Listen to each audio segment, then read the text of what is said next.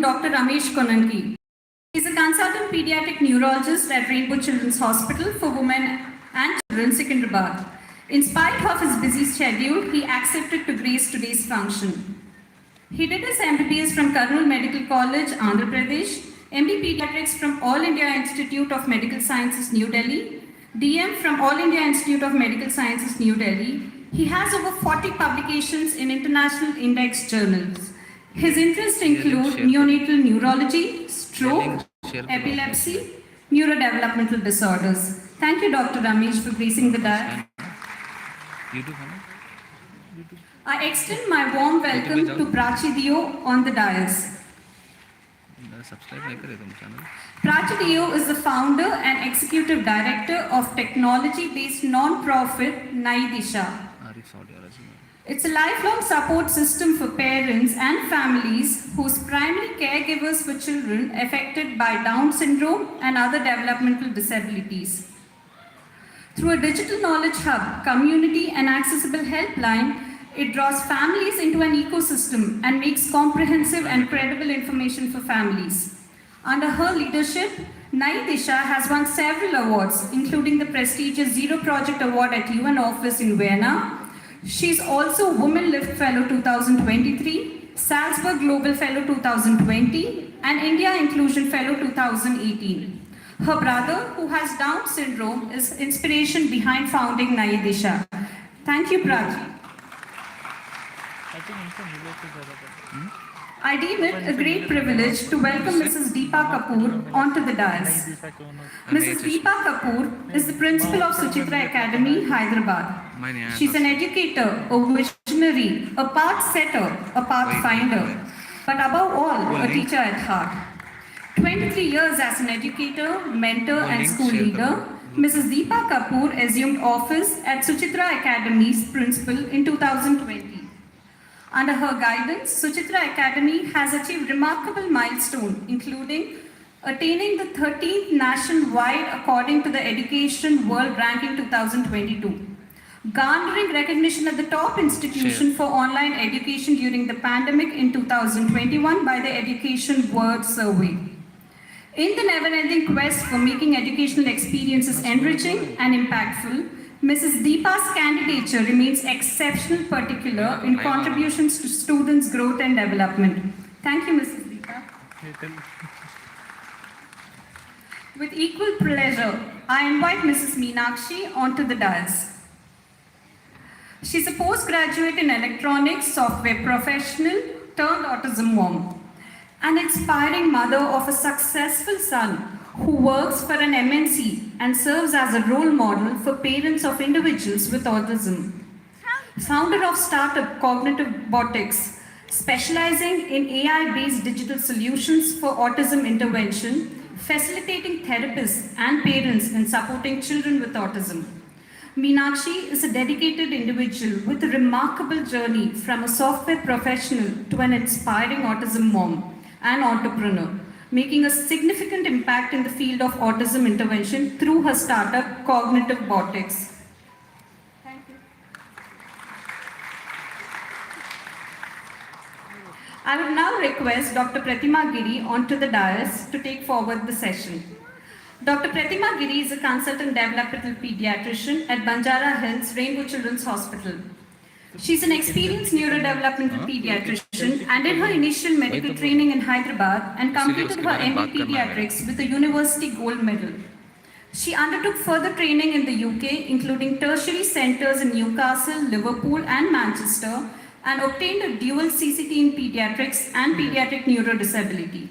She has worked as a developmental pediatrician for 10 years in Auckland, New Zealand. Dr. Giri has expertise with a range of developmental problems.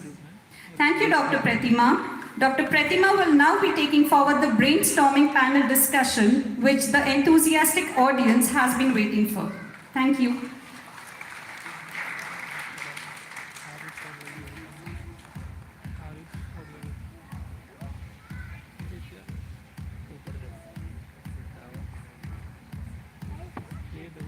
Thank you, Amolya, for doing all the kind introductions.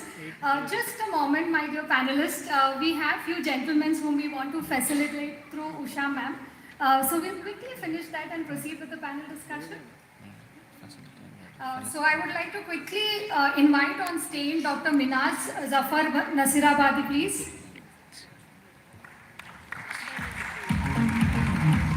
अरे ये सब डाले रहते हैं video डाले हाँ डाल दिया नहीं आया सब वाला जोड़ा सर वाला सेंड जाएगा एक बार मैं फिर से सेंड कर दूँ I would like to call everybody together. Dr. George Reddy, Dr. Vishal Akula, Dr. Dinesh, and Dr. Sri Sailam. Link आ गया मगर अब क्रैश नहीं हाँ ठीक है set You're being a lovely audience. I like the way you're clapping every time. So thank you so much for doing that and keeping the energy of the event. Thank you. yeah thank you nice positive reinforcement positive reinforcement अच्छे दे रहे phone का हाँ एक memory use कर रहा हूँ phone में नहीं आ रहा वो समझ गया तो यूट्यूब लाइव लाइव लगा दिया हाँ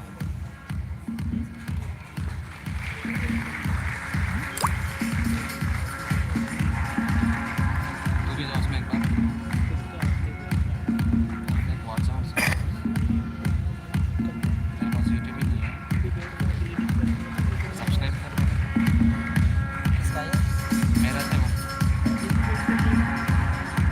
साइलेंट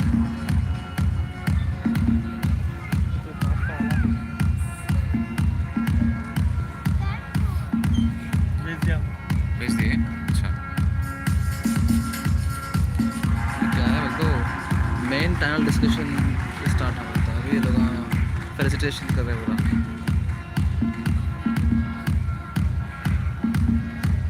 आ गया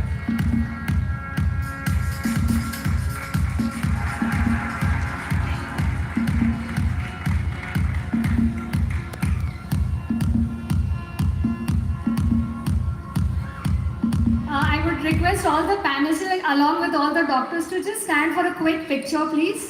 Thank you. Dr. Pratima, ma'am, please join.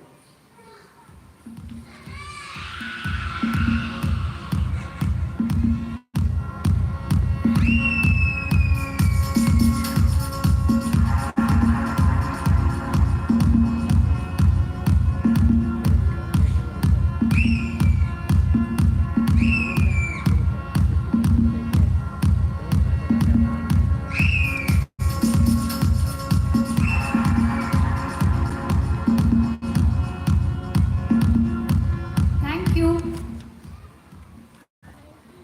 I request all the panelists to be seated and thank you so much all the doctors for gracing this event in your busy schedule. Thank you. And now I hand it over to the moderator of the panel discussion, Dr. Pratima. इंशाल्लाह जल्दी अभी नहीं तो सब लोग नीचे आएंगे ना तब मैं ऊपर जाता हूँ विकेट सभी भेजी सर मी सीट खाली ఉంది ये साथ हर साथ ये पढ़ो यूसुफ ये पढ़ो इसमें क्या क्या गलती है यानी क्या इंक्लूड करना है बताओ गलती मतलब हाँ उसमें कुछ तुम्हारी राय बताओ उसमें context for the panel discussion neurodiversity unique ways and an individual's events interacts and Thank you, perceives the Madam, world. for this opportunity, an opportunity to present and discuss issues which are very close to my heart. So without much ado, let's begin our panel discussion. Before we begin, I was just wanting to talk about 3 important points before we kickstart our panel discussion. So the very first thing is neurodiversity.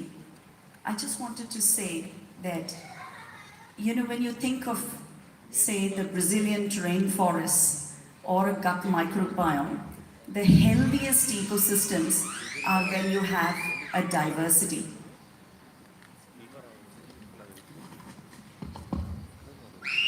So,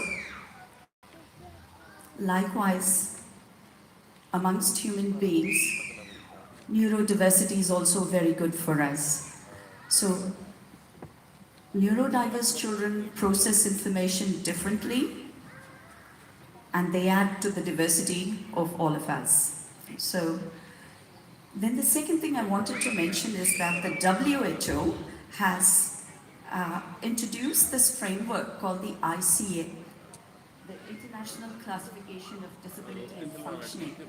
And what that means in a very simplistic sort of way is that the disability depends upon the environmental context. So if the environment is supportive, a lot of this disability can be minimized.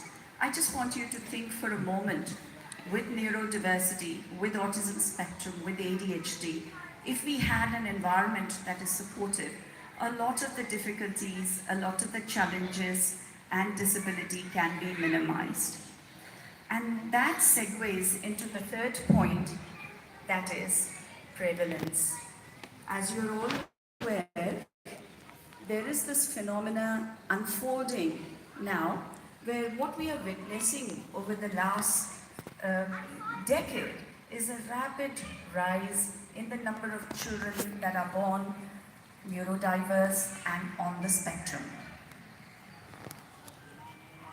So I just wanted to mention that in the CDC statistics, which have been following a very uniform method of measuring this for the last decade, they have reported a rise going from 1 in 69 in 2013 of autism spectrum to 1 in 34 this year. And there is a discussion amongst the scientific community that this is going to increase further, and possibly we will be talking of prevalence in single digits in a decade's time. That is a significant population amongst us.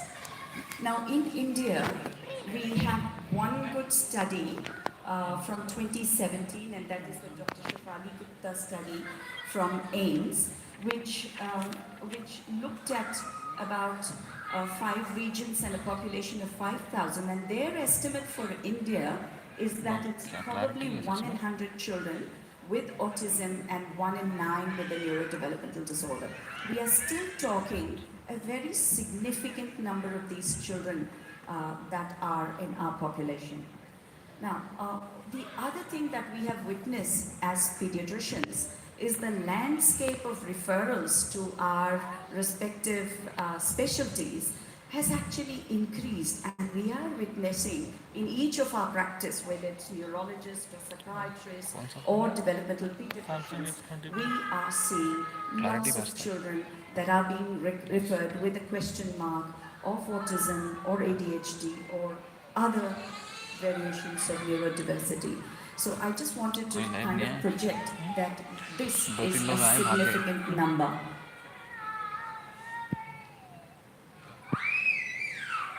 Now, at the level of the individual, now for those of you who have a relative or who have a child on the autism spectrum, you know that these wonderful children have unique set of skills and strengths.